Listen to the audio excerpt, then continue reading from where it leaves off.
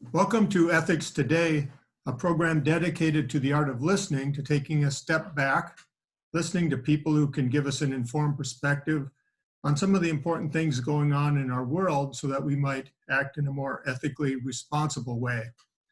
Today's guest is Kai Kight, a classical violinist turned innovative composer.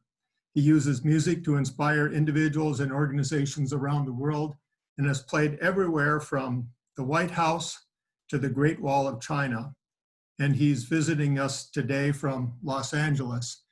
Kai, thank you so much for joining me for this conversation. Thank you so much for having me. I'm excited to chat.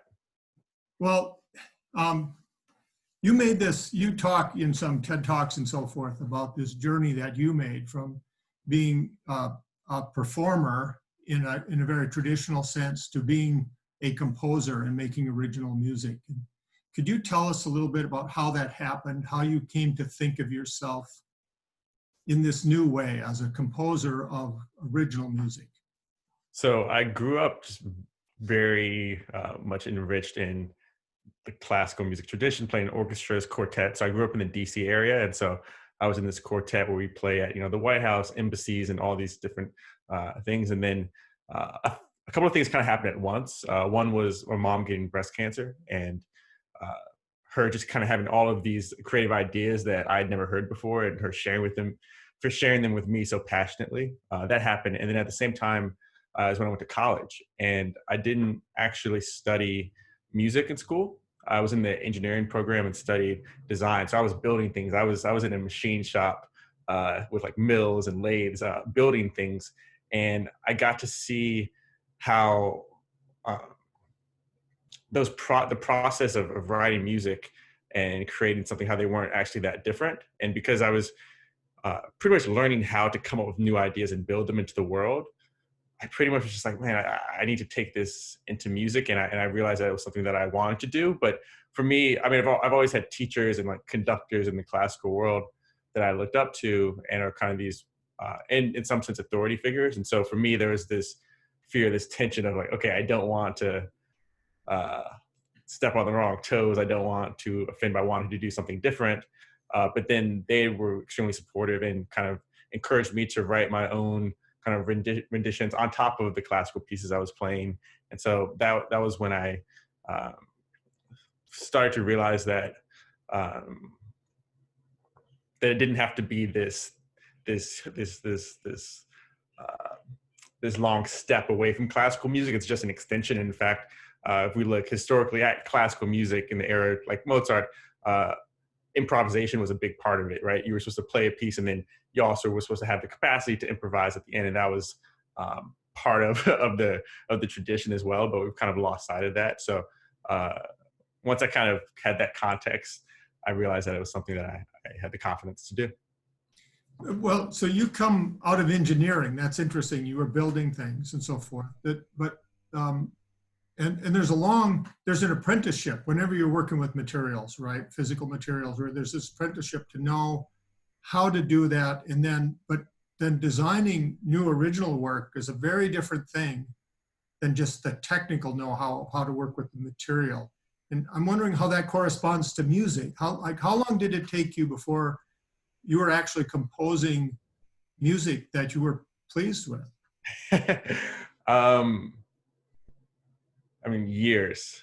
I'm still very much in that journey. Yeah, I think the way you describe it as two different skill sets, so the composing part and the performance part, that's exactly the process. So even behind me now, there's this 8-part composition that I've been working on during the pandemic, and I've just been in the composer state of mind. So I've just been looking at the entire story, right? The characters and the music that I want to bring alive. But I haven't even started to try to view it as the performer, because that requires a much more technical, a much more mathematical mindset, much more rigid mindset. And so recently I was talking to my mom, actually. She asked me to play something for her. I was like, I can't, because I'm coming up with I'm creating the story now. It's like, I'm like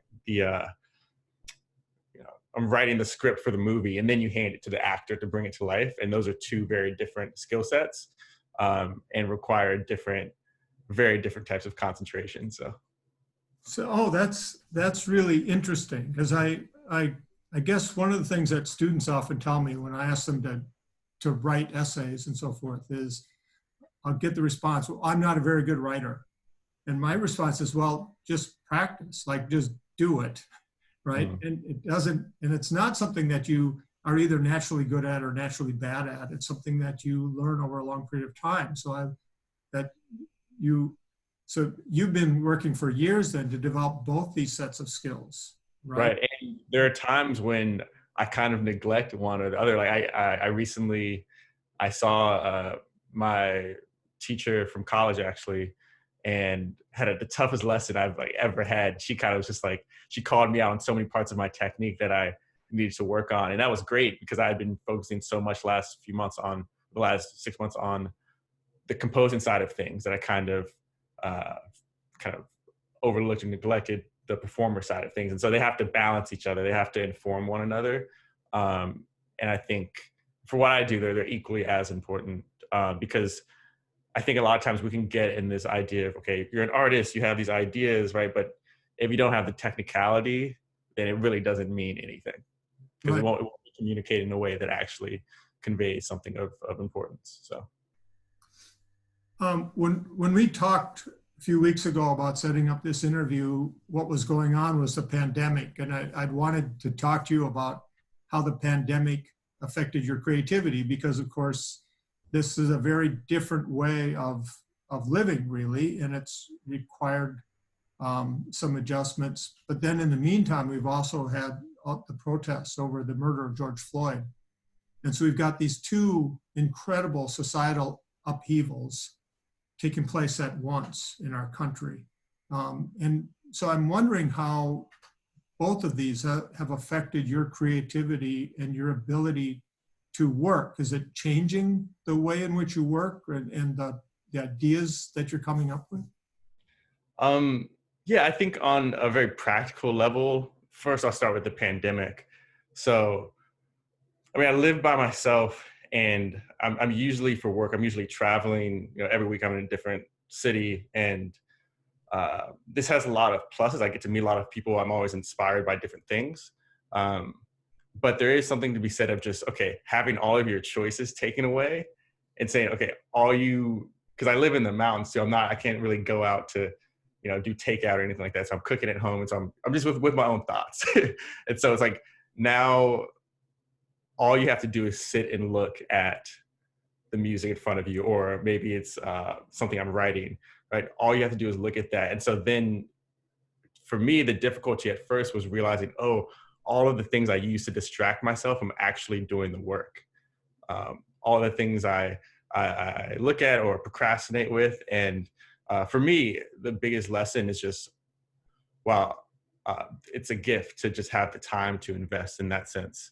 Now, with everything that happened with George Floyd, it's kind of interesting. We just spoke about this a moment ago, which is the pandemic, I think, prepared us for what's happening with all the protests right now, in the sense that it showed us how connected that we are, right? We could see that, someone else's health isn't just their problem, but it affects us, right? If we're in the same city as them, we could see that perhaps the people that we overlooked and thought their jobs were trivial, actually they're the heroes, right? They're the essential workers that we need, but also they're disproportionately affected in terms of who's getting sick right now also.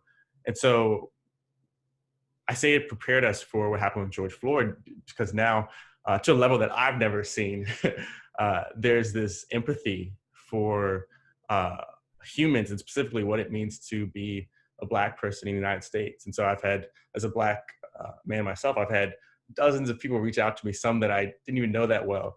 They just wanted to check in to see if I was okay, to want to hear my stories. What is it like for me?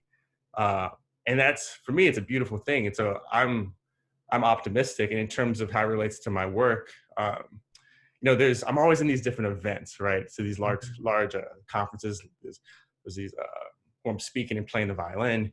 And there's always this kind of switch that happens before and after the event. So I go to the hotel and, maybe I'm carrying my violin, maybe I'm not. And I go in the elevator and I feel that people are tensing up. So maybe they walk to the other side of the elevator. but I see that they're wearing the conference badge that I'm, the keynote at. And so then I go on stage and those same people, they're coming up to me, they're trying to take pictures. They want me to sign something. They want to share stories. Maybe they see themselves in me, or maybe they see their kids in me if they're older.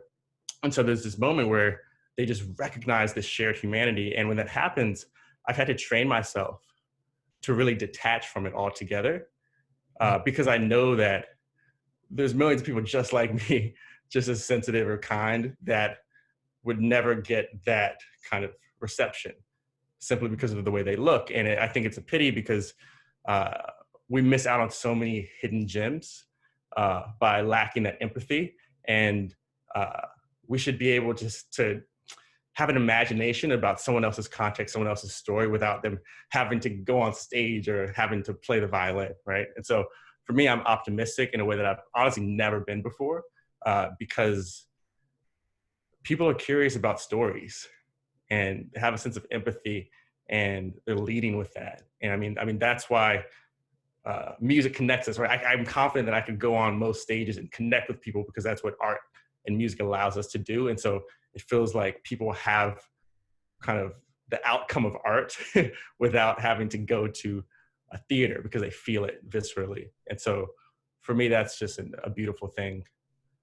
Well, that's an amazing perspective that you have, that very few people ever get to experience, that very rapid transition from being viewed one way to being viewed another way.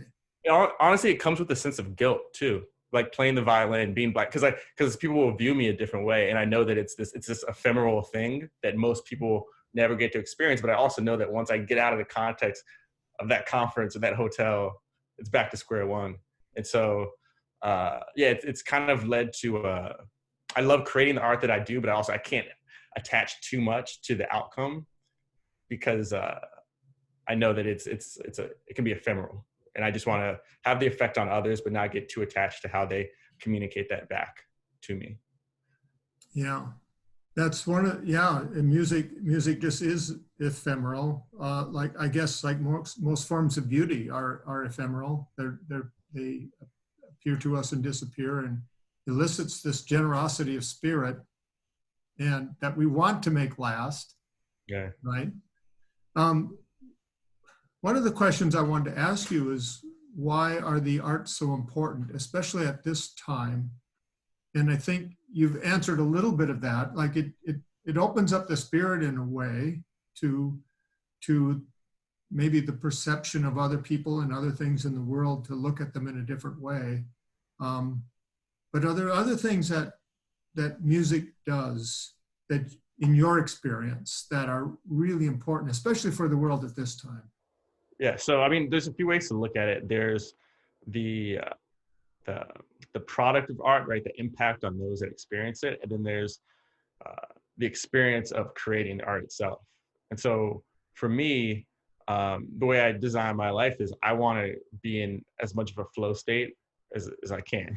And so when I'm writing music, when I'm practicing, when I'm writing and preparing for a speech, I'm in this state of mind. And it's been like this. I knew I had to do something with music my whole life, because when I was 13, I realized I was practicing once, and I realized I wasn't sad or anything like that, but I was just like, man, this is all I did for the rest of my life. Or if I like died right now, I'm so happy. I'm so in this state of kind of acceptance with the moment in front of me, that this is all there is. And so I'm lucky that I still can access that. And so I think in terms of what can art mean right now? Well, art doesn't necessarily have to be playing the violin or pulling out a keyboard. It could just be dedicating yourself to something that just gets you in that state of flow, that's so immersive, that you're creating something where I'll give you an example. When I'm writing music during the pandemic, I'm not thinking about my parents in their 60s and how there's all these things that I cannot control, right? You do what you can, but there's so many things you cannot control. So music allows me to, in a way, have this focus on the present and what I can't control. And then you take that out with a sense of clarity in terms of how you interact with others. So that's one thing. I think you asked, the way you phrased it was, is art essential? And I think it's even beyond essential. I don't think it's really a choice.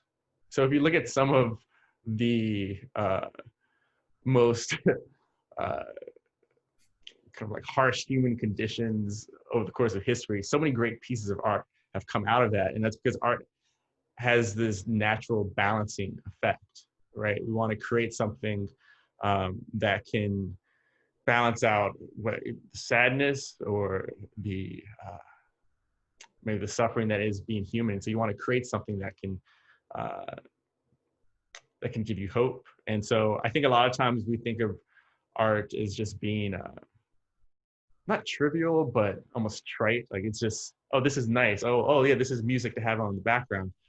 But I think what I've come to learn is that art is really it's really the art of teaching.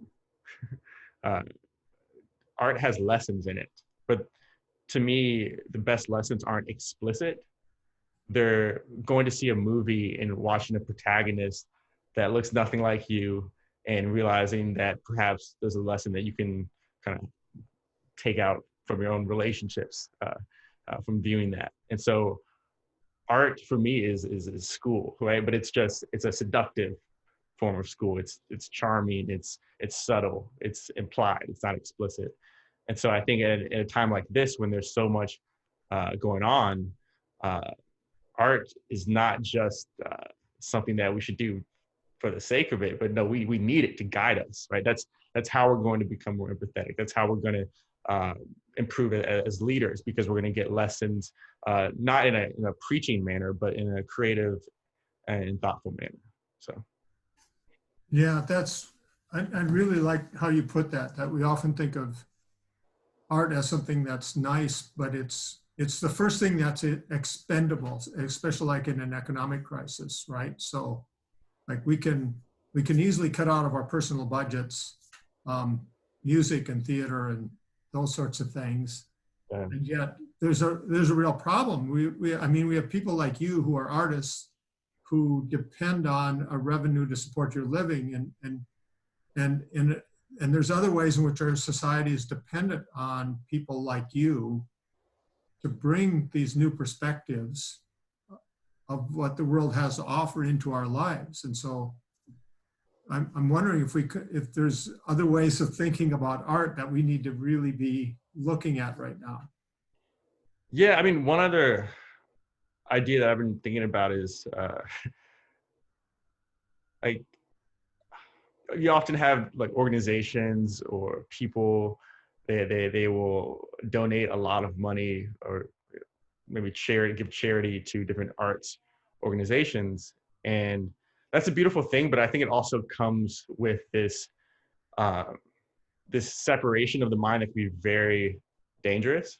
So we think of art as like, going to the theater or these students creating poetry, right?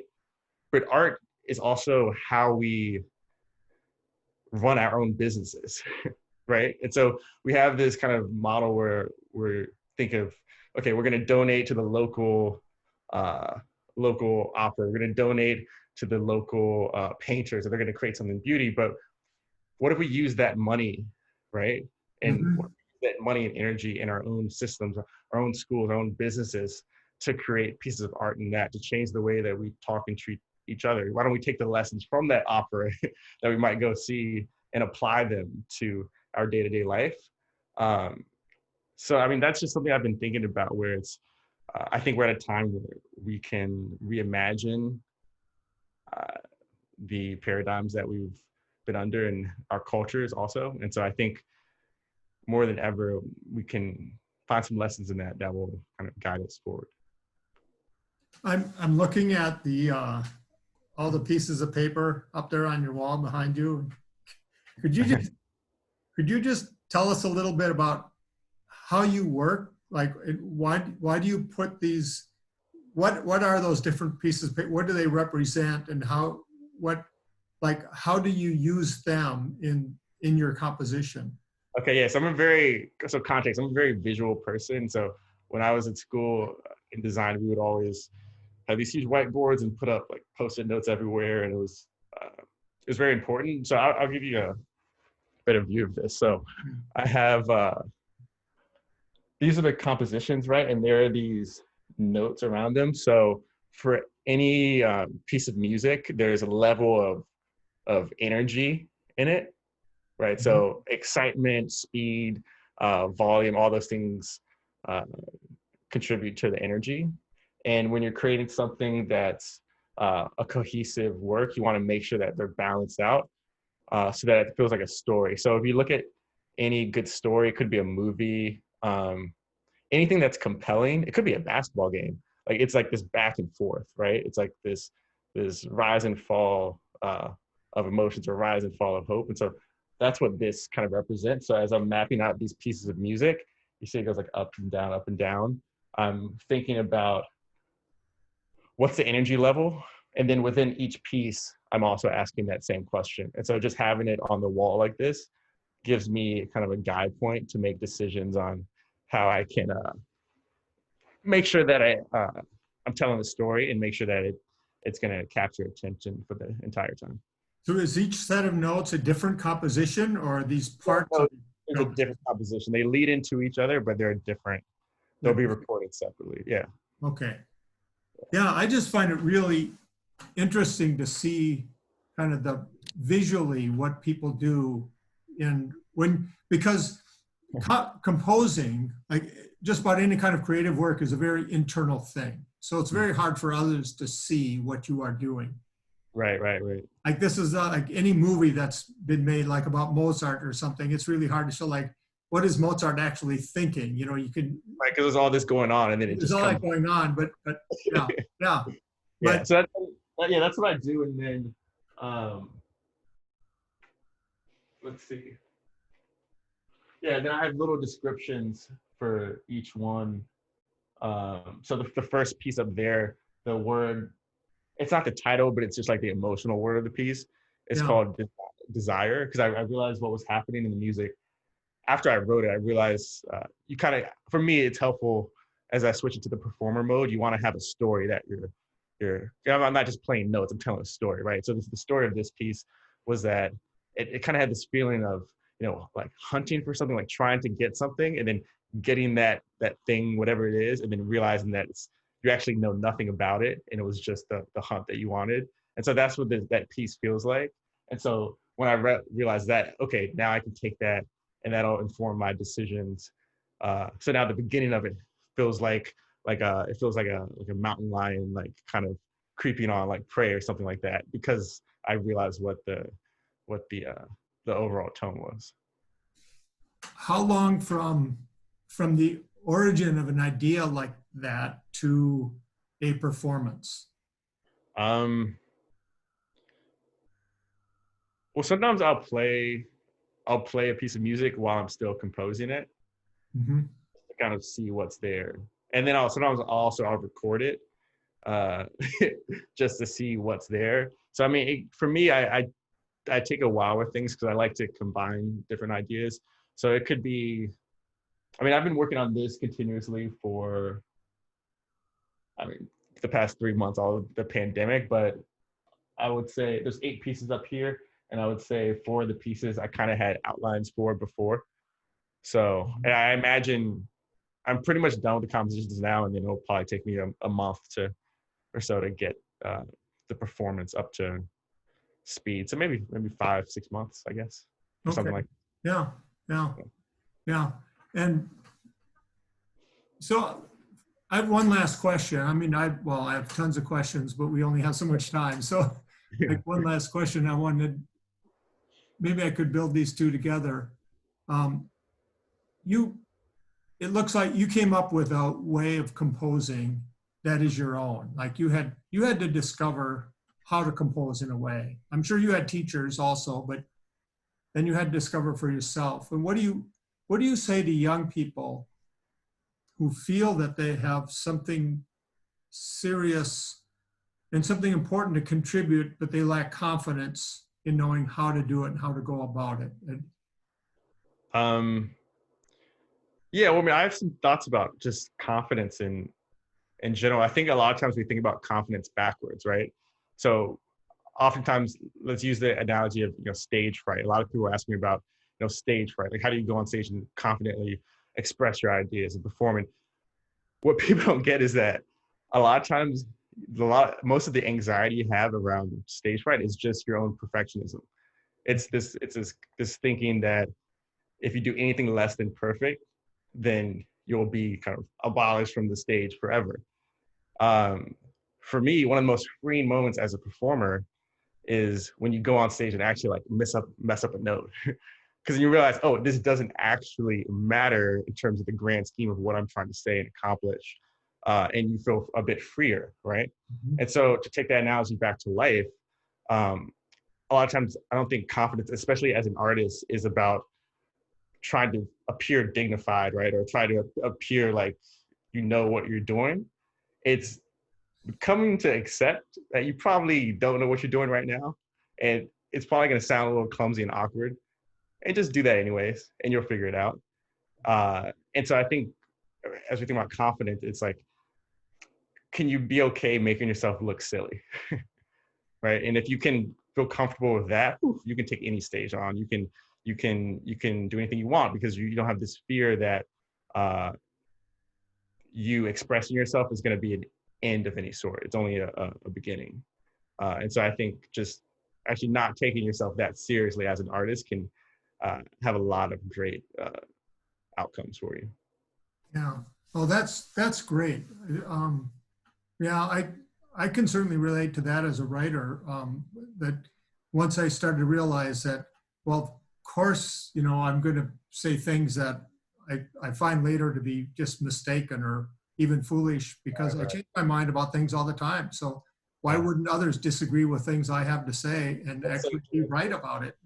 So Yeah, it's funny. Sometimes we even find ourselves like trying to protect something that we don't even agree with ourselves. Right. Like something that we've heard before.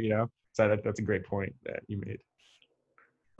Well, we're going to have a couple more conversations. You're going to do a workshop for us later in July to talk to some nonprofit arts and education leaders and so forth. And then this fall, you'll be speaking to some students at Viterbo University, and we're going to do that, I think, as a Zoom event. But and so we'll have a longer discussion then, and I'm really excited about the opportunity for a lot of other people to get to meet you and to see your work. And I think in those events, you'll do a little bit of performing as well. Is that right? A little bit. I'll play some stuff that's on the wall.